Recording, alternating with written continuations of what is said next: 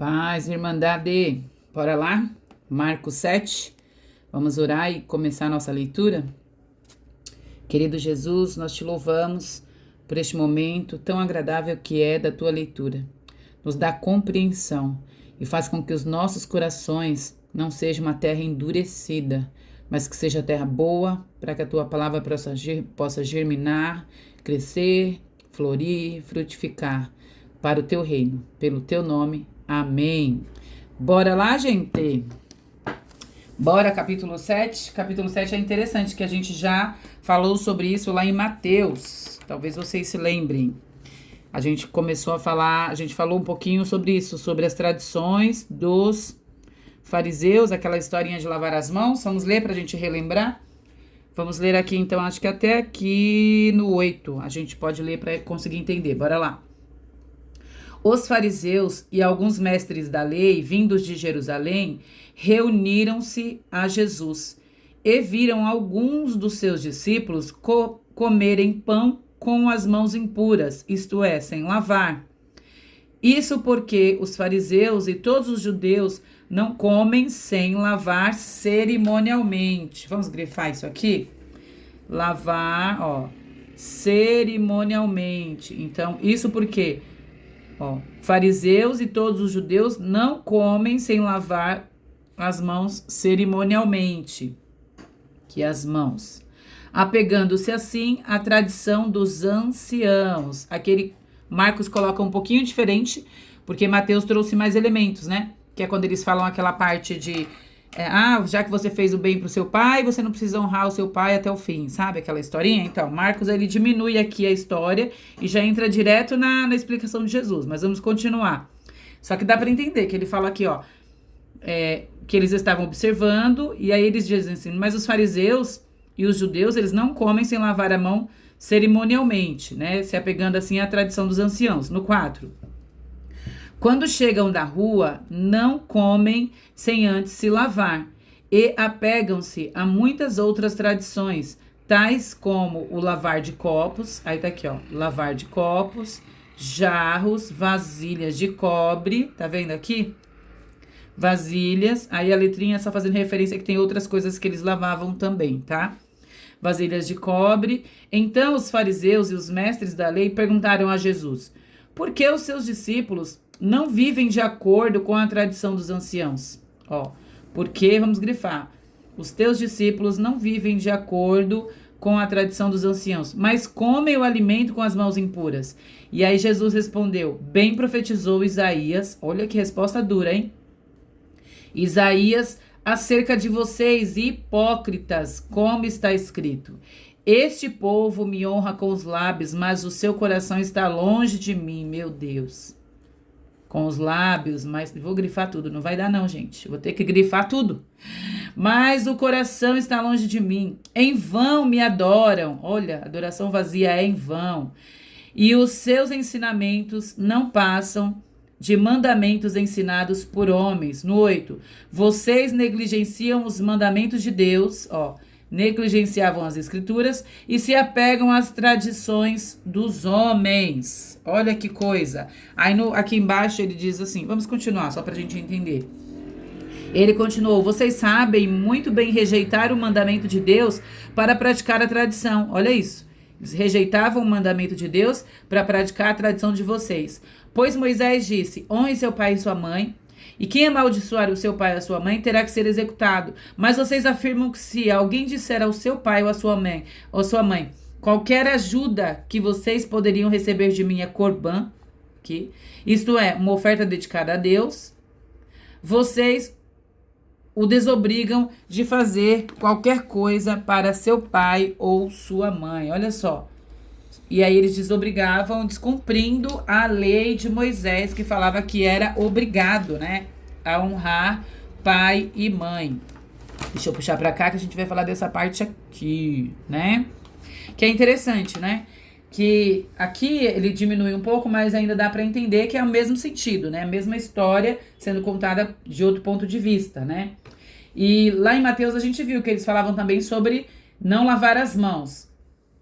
Aqui ele dá mais ênfase, né, não se apega tanto a essa coisa dos fariseus e dos escribas, mas eles estavam questionando Jesus, né? Eles estavam perguntando para Jesus, por que os seus discípulos não lavam as mãos cerimonialmente? Essa é a grande questão, ó, cerimonialmente. Aqui, Marcos, ele dá detalhes de como é no versículo, aqui no 3, a parte B, porque lá não tinha, ele fala cerimonialmente, lá falava só lavar as mãos, né? Lavar cerimonialmente as mãos, apegando-se assim à tradição dos anciãos. Esse lavar cerimonialmente, alguns estudiosos dizem que era um modo ritualístico para lavar as mãos e os objetos. Então, até mesmo quando ele diz aqui copos, Marcos traz, né? Copos, jarros e outras coisas. Nesse caso aqui de lavar as mãos, por exemplo, na hora de comer, como uma purificação ritual, eles tinham que lavar as mãos 7 vezes antes de comer. Porque eles entendiam que era um ritual que precisava ser feito para se purificar. Então a gente imagina, se os discípulos tivessem lavado as mãos uma vez, para eles os discípulos estavam com as mãos sujas, não tinham se purificado.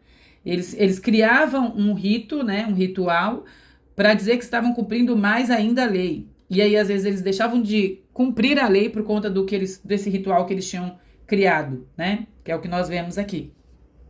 E aí Jesus cita Isaías falando que essa profecia que está aqui era contra eles, por causa dessas práticas extremamente religiosas, porque eles não tinham o coração e intimidade com Deus. Então, o que ele estava falando aqui é que os fariseus, eles valorizavam, estimavam muito as tradições ensinadas como se fossem espirituais, como se fosse a própria palavra inspirada por Deus, pelo Espírito, né? No versículo 11, ele fala o termo corban, que não tem lá em Mateus, mas ele mesmo explica, né? Porque corban, os estudiosos dizem que é isso mesmo. Aqui ele colocou, ó, isto é, uma oferta dedicada a Deus. Corban é algo que é consagrado a Deus. Então fica claro aqui para nós que Jesus ataca não a teoria religiosa. Não é isso que ele ataca, né? O que ele ataca é a incoerência, a hipocrisia deles. Porque eles criavam brechas por conta das suas regras para justificar os próprios atos humanos, dizendo que estavam tentando cumprir a lei de Deus com mais rigor. E como uma aplicação prática para nós precisamos entender e sempre estar atentos aos nossos atos também. Porque muitas vezes a gente está justificando uma religiosidade disfarçada. Às vezes não é fé, é religiosidade. E a gente tem que tomar cuidado com isso. Aqui no 24, já começa a mulher, falando de fé, né? A mulher, então a fé de uma mulher Ciro-fenícia. A mulher que teve fé, eu falo, né? Por isso que eu já queria ficar, a mulher que teve fé. Vamos ler, deixa eu pegar aqui a marca-texto, vou pegar aqui de outra cor. E nós vamos ler sobre a fé que essa mulher teve, do 24 ao 30. Diz assim, ó. Jesus, tá para ver direitinho? Dá, né? Jesus saiu daquele lugar e foi para a região de Tiro, e a letrinha diz que alguns outros dizem Tiro e Sidom, né? Entrou em uma casa e não queria que ninguém o soubesse. Contudo, não conseguiu manter em segredo a sua presença. Assim que ouviu falar de Jesus, então olha isso, esse assim que ouviu falar indica o quê? Indica que foi rápido, ela tinha pressa, ela foi ligeira, no primeiro momento, ou seja, ela não esperou, então ela estava ansiosa. Eu costumo fazer isso, né? Eu vou lendo e vou escando, mas com vocês eu tô me contendo para não atrapalhar. Então, assim que ouviu falar de Jesus, uma mulher cuja filha estava com um espírito, a gente já viu sobre possessão, né? Um espírito imundo veio e lançou-se aos seus pés. Olha, ela reconhece quem é essa autoridade espiritual dos céus, de Jesus. A mulher era grega, ó, mulher grega. Ele faz Ciro-fenícia de origem. E rogava a Jesus, ela implorava que expulsasse o demônio da sua filha. E aí era ela queria aquele milagre, como é na internet hoje, né? Faz o milagre daí que a minha filha tá lá. Porque a filha não estava ali, né? Ela estava pedindo pela filha. E ele disse que primeiro os filhos comem até ficarem satisfeitos, pois não é certo tirar o pão dos filhos e lançá-lo aos cachorrinhos. Olha que expressão aí, gente. Ela respondeu, sim, Senhor. Mas até os cachorrinhos, ela concordou. É um sim, Senhor, de eu não faço parte. Eu não estou dentro dessa turma, não. Mas até os que estão de fora, mas estão na beira, na beirada, aqui, ó, na margem, debaixo da mesa. Vocês viram que eu tô acrescentando, né? A Bíblia é segundo Diana. Perdão, gente, é brincadeira. Aqueles que comem das migalhas das crianças. Então a resposta dela foi assim: sim, sim, Senhor, mas até os cachorrinhos debaixo da mesa comem das migalhas das crianças. Olha só, gente. Olha a fé que essa mulher tinha, né? E aí o texto continua aqui, deixa eu virar. O texto continua aqui em cima, ó. Por causa, aqui, ó. Então ele lhe disse: por causa dessa resposta você pode ir. O demônio já saiu da sua filha. Olha isso. Por causa da humildade, da humilhação, né? Aqueles que se humilham serão exaltados. Tá aí, ó. A gente acabou de ver um exemplo. E ela foi para casa e encontrou, quando ela chegou em casa, a filha estava deitada e o demônio já tinha saído dela. Aleluia. Isso é uma coisa impressionante, né? Os judeus, eles não esperavam muita coisa dos gentios, que no caso era essa mulher. Eram aqueles que não faziam parte do povo israelita, né? Então eles não esperavam muita coisa deles, porque a crença era outra situação. No versículo 26, a gente vê que essa mulher, ela era grega. Lembra que eu grifei lá? Grifei, ela era grega. Então ela não fazia parte do povo de Israel, povo israelita, né?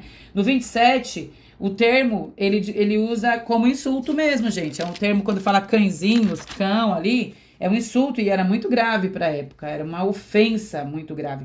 Só que isso é um obstáculo, que a gente vê que depois aqui no 28 e no 29, essa mulher supera esse obstáculo, ela se diminui ainda mais e faz com que Jesus, pela coragem dela, aqui no 29, Jesus vê a coragem e a fé dessa mulher, fé que ela tinha, e aí quando ela chega em casa a filha está curada. É incrível. A fé que essa mulher teve curou a sua filha. Fez com que Jesus curasse a sua filha. Aqui a gente vê do 31 ao 37, mais um milagre. E aí a gente não tinha visto nada assim ainda, né? Que era um surdo.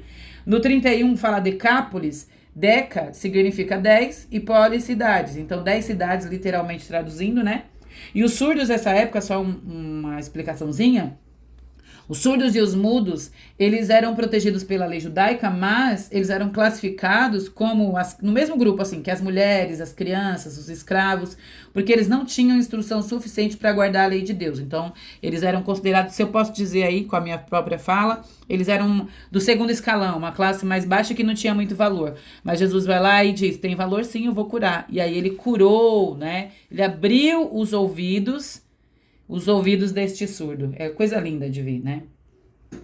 A aplicação prática, gente, para nós é o seguinte: mesmo nos dias mais difíceis e sombrios da vida, olha os dias que essa mulher estava vivendo, olha essas pessoas que foram curadas, nós precisamos manter a fé e seguir. Nós não podemos desistir, a gente não tem direito de desistir, porque vão surgir novos obstáculos. Quando aquela mulher foi até Jesus, o obstáculo veio ali da boca de Jesus, que a repreendeu.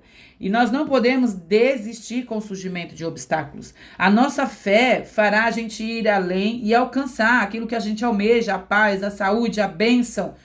Nós vamos alcançar o que desejamos para nós, para os outros e também para aqueles que nós amamos, como nós vimos aqui na história. E assim Deus nos abençoe. Louvado seja o Todo-Poderoso.